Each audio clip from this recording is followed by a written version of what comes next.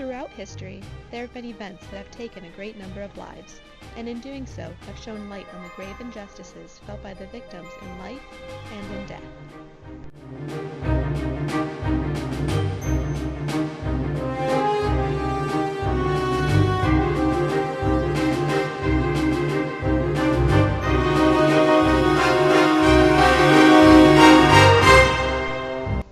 Currently, such an injustice occurs in South Africa, but the victims come not from a single tragedy, but from an epidemic.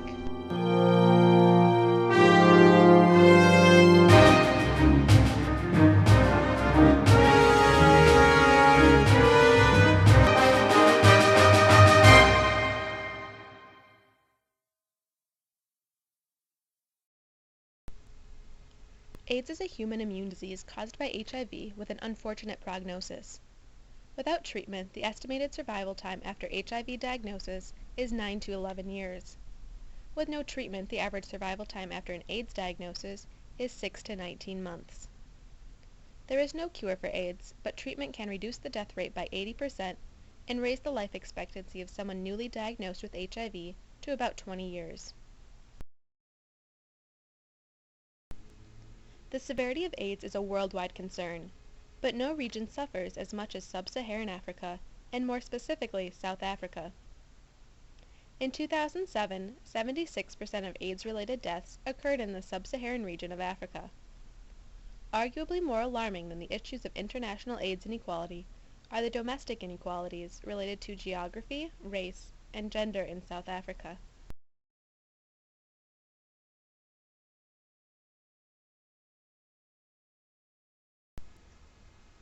The prevalence of HIV in the provinces of South Africa exists on a gradient.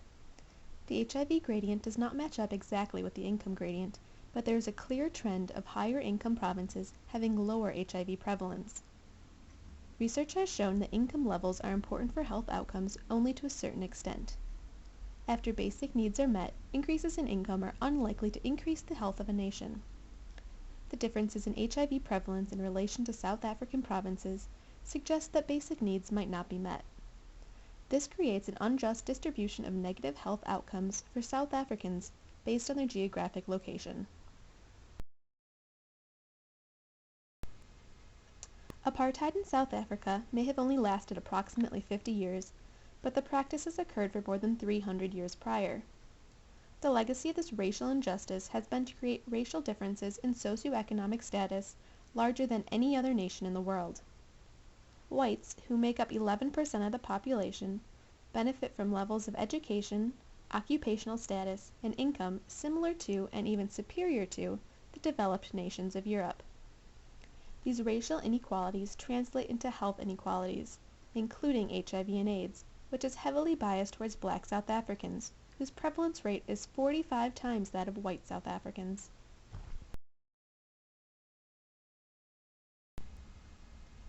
In addition to the geographic and racial injustices of HIV prevalence in South Africa, women also suffer unjust inequality. In sub-Saharan Africa, women make up approximately 60% of those living with HIV. The proportion is even more inequitable for young people, with 70% of young people in the region living with HIV being women. Violence against women, including sexual violence, is widespread in South Africa. 40% of South African men reported having been physically violent to an intimate partner, and over 1/4 of men reported raping a woman in their lifetime, with nearly 1 in 20 committing a rape in the previous year. This sets up a situation where women have little control over their sexual lives, which is directly relevant to HIV transmission. It has been estimated that nearly 1 in 7 cases of young women acquiring HIV could have been prevented had the women not been subjected to partner violence. I have described the inequalities in HIV prevalence with regard to geography, race, and gender as unjust. It is important to note, however, that something simply being unequal does not make it unjust. According to Norman Daniels, inequalities can be morally justifiable, but only to the extent that the least well-off receive the greatest benefit while maintaining fair equality of opportunity. The inequalities that I have described do not fit into this definition of justice because they do not benefit the worst off.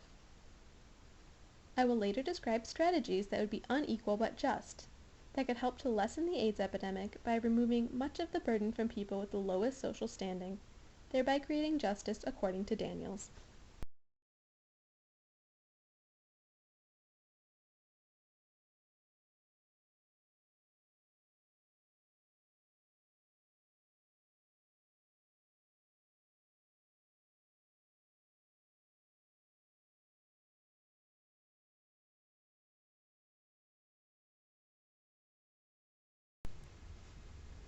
For years, the AIDS crisis in Africa has been on the international radar and received considerable media attention, but it has taken a long time to get to that position. Major Western media outlets claim to be the best sources of world news, yet the items covered seem driven by the agenda of rich nations, not by the actual events around the world. To prevent a future medical catastrophe like that of HIV in South Africa, media need to shift their focus to the serious problems of the world and do the intended job of media, which is to inform the public. With the public better informed, relief will happen sooner, which may prevent disastrous effects like those of HIV in South Africa. In 1995, a working group was created to examine the threat of emerging and re-emerging infectious diseases. In their report, they outlined steps that should be taken as precautions to respond effectively to an infectious disease outbreak. These measures are to prevent widespread tragedy, such as the case with HIV. They are set up to prevent or prepare for an outbreak, so they aren't directly useful in the HIV epidemic, but they are important to examine when considering future AIDS-like diseases.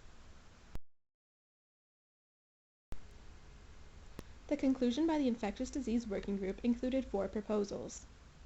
First, regional reference laboratories must be maintained to provide diagnostic expertise and distribute diagnostic tests. Second, an international communications mechanism should be made available to receive and analyze global disease surveillance information. Third, regional procedures should be instituted to facilitate the production, procurement, and distribution of medical supplies, including vaccines for disease eradication programs. Fourth, enhanced public education and simple health measures in developing countries must be instituted. Because it has been shown that HIV prevalence is heavily skewed towards certain populations, it is likely that a similar trend will exist in future disease outbreaks. When considering prevention and containment strategies, persons most at risk should be given careful consideration and precedence. This inequality in priority is just, because of the possible approaches to the situation, it provides the most benefit to the worst off groups. Further amplifying the crisis state of HIV in South Africa is the brain drain. The brain drain refers to the phenomenon where highly skilled people, in this case medical professionals, move to a country offering better opportunities. As you can see from this diagram, which shows the worldwide concentration of medical professionals, South Africa is on the losing side of the medical brain drain. In emergency states, procedures should be put in place to incentivize professionals to aid in the relief. This is an instance of inequality being just. It is unequal to offer incentives to some people and not everyone, but the worst off would benefit from this inequality. By looking at the AIDS epidemic in South Africa as a case study in health and justice, we can learn from the situation and hopefully not have such a severe disease outbreak in the future by preventing and controlling it early. In the case of South Africa, all is not lost. Geography, race, and gender need to be carefully considered when any new treatment strategy is proposed. By favoring the vulnerable populations, justice is more likely to be attained. Outside of the medical field, the fight needs to continue for women's rights and racial equality. In the fight for Africa, it is important to never give up hope. By working to decrease inequality and by reaching for justice, we might just be able to win. D-D-N-G-I D-D-N-G-I Then spell Temba, Temba, T-H-E-M-B-A Temba Temba, Temba, T-H-E-M-B-A Temba Dine Temba, Dine Temba N-D-I-N-E-T-H-E-M-B-A Dine Temba